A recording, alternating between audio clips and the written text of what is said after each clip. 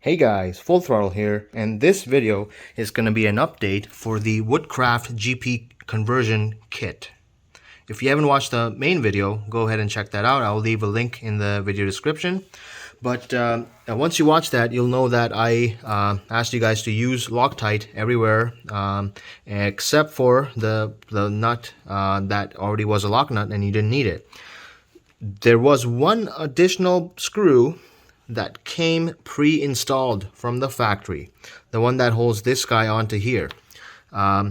Since it came pre-installed, we didn't add Loctite to it, and guess what? It fell off.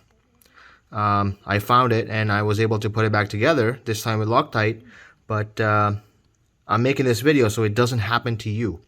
If your bike hasn't been ridden or if it hasn't fallen off, I would urge that you take this off, apply some Loctite, and put it back together, so you don't have to go through the same pain that I had to. But yeah, that's pretty much it for this video.